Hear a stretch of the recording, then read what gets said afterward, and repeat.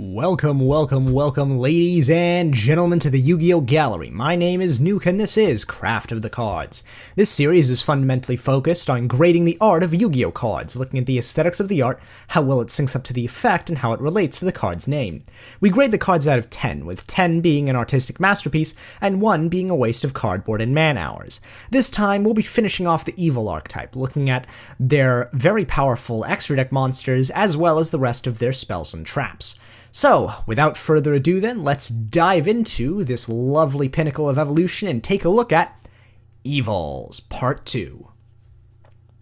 Evols Dilkha is their first extra deck monster, and is representative of a lot of the trends that make their extra deck lineup really attractive, even if there are only 3 of them.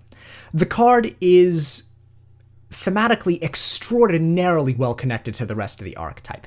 It is a Dragon Fire type monster, which means that it continues the trend in Evolzars of having the monsters evolve in typing as they get stronger, and the restriction that it has, that only dinosaur type monsters can be used to summon this card, means that it fits very well thematically with the cards as a whole.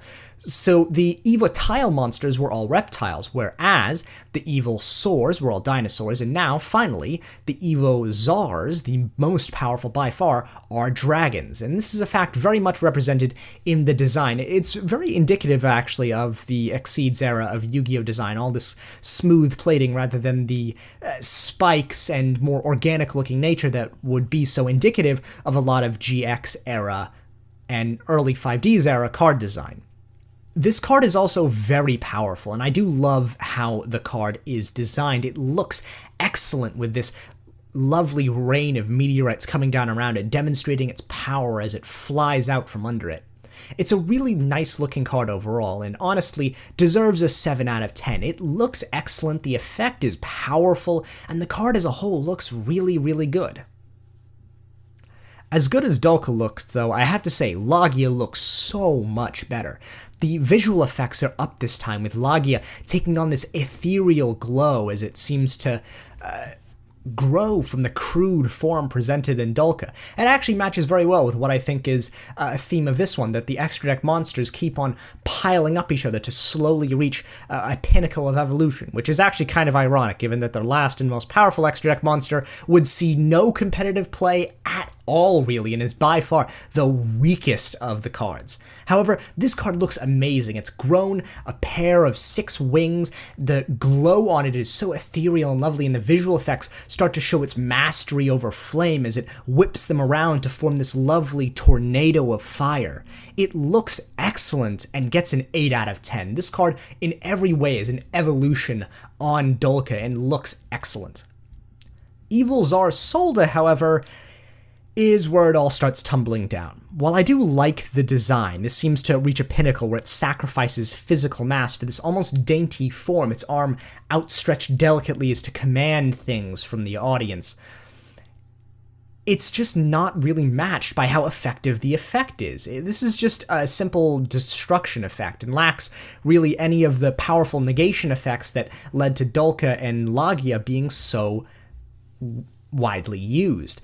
It's also matched by a seeming incongruity between its design and the attack and defense. This card looks the spindliest out of all of them, yet has the highest attack, clocking it at a pretty beefy 2,600 attack points. The card looks good, and if it was an interesting evolution for it being a rank 6, maybe with lower attack than Dilkha or Loggia, and having an incredibly powerful effect, I would have said this card matches perfectly, and continuing a theme would have gotten a 9 out of 10. However, as disappointing as this card is, it can only ever get a 6 out of 10, just something above average. Moving on to their spells and traps, however, we start off with Evo Diversity, a name that actually fits fairly well if you consider the effect. However, the art in this card is solidly lackluster, seeming to lack a lot of the definition I would have liked to see, being Lagasuko evolving into a new form, which is actually represented fairly well. I do like how we see the tail, the DNA starting to split and recombine as it grows and glows and turns into something better than itself. But Lagasuko itself looks disappointingly badly drawn. And while I get that they're trying to draw attention to the tail and how it's growing and changing, it could have been done in a way that didn't make it look so weirdly presenting-y. In the end, this card gets a 4 out of 10. It lacks a lot of the inventiveness or the good posing that I would have liked to see from a card that seems to show the process of evolution in these cards. Evo Force, however, gives me a lot of mixed feelings. The Japanese name Forced Evolution would be a better one for it. It matches better with the effect, and I'm honestly not a big fan of how they're using Evols or Elias in this. I don't like the card, and I think it looks terrible. But the art looks really good. It works very well with the effect, and I love how we're seeming to see the light skeletons show up as it advances into the future, the clock in the background signifying the passage of time as this thing grows and changes to take on new forms. Which is annoying, because I would have liked to give this card a much higher grade if it didn't have designs like Elias, which I don't really like, and if it had a better name than Evo Force, which could imply a vast number of things that aren't really reflected in the card itself. But in the end, this still does get a 6 out of 10. It is a nice card, even if it lacks a lot of the things that I think would have made it much better, or even just had a better card they used to represent the design of the Evil Swords overall. The next card is very strange, known as Evo Karma, for some reason, in the English translation, and Fate of Evolution in the Japanese. It matches almost in no way with the effect of it, and the art is super strange as well. It takes the cladogram theme that shows up in some other cards and just puts a big laser blast in it. But the effect doesn't even really reflect a karmic thing, destroying another monster when you summon an evil sore monster via the effect of an Eva tile, which makes no sense, as this should have been something that was a more reactive thing, maybe a quick play or a trap, destroying one of your opponent's monsters when you get attacked yourself, punishing your opponent for trying to disrupt maybe an effect of one of your monsters.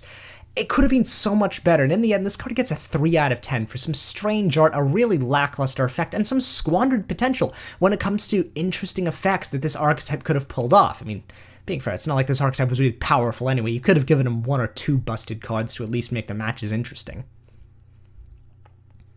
Evo Miracle is their next card, and while it matches the effect, it doesn't really match the art. I would have expected something similar to Evo Diversity, given how similar the arts are for this one, and like Evo Diversity, I can't say a lot of amazing things about the art. Once again, I think that the way it seems to present itself is just weird and kind of unsettling, though I do like the effect. In the end, this card gets a 4 out of 10. It's not that great, and I'm honestly kind of disappointed by how this one looked overall.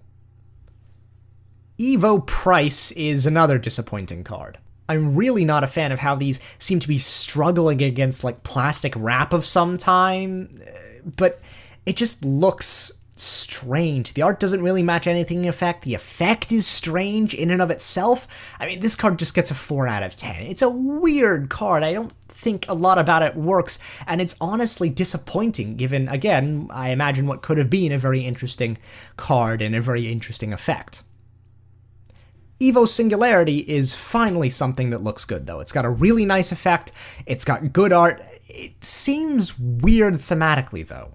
I'm not a massive fan of how it looks, especially with this kind of weird, glitchy effect to it, but I do like it overall. This seems to show Loggia getting sucked into some form of or maybe even emerging from this digital realm as the usual effects that make it able to be brought into the field are hacked by something, but it's just a weird place for the card to go, and it doesn't really fit thematically with a lot of the rest of the archetype. While a lot of the other cards are mechanically inclined in some way, they seem to show some form of augmentation as they're brought up to the pinnacle of their potential, a more digital thing is really weird, and I'm not such a massive fan of how it works.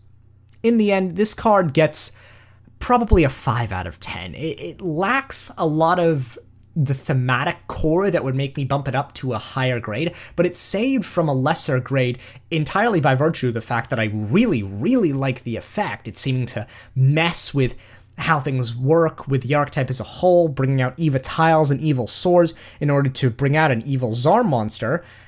And the art looks really interesting and really good, and I would have liked to see, if they decided to run with this more digital theme, how they could have brought out the card and made it much more interesting. Evolutionary Bridge is a strange card.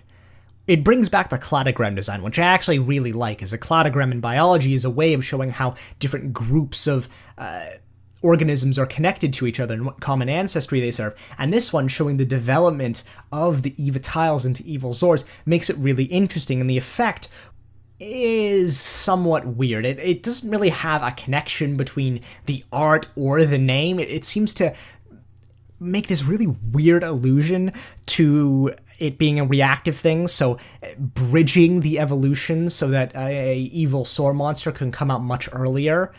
But it's just a weird thing, and beyond that, some aspects of the art are really, really lackluster. While the design itself is interesting, the concept for it was interesting, the execution is somewhat poor, especially with the background, which looks depressingly bad and low quality. This really blurry, scratchy-looking background. It kind of looks like bad carpeting you might put down with this hideous, purpley, bruised-looking double helix design. I'm not a fan of it, and it clashes quite badly with the pale orange looking glow that seems to surround some of the cards.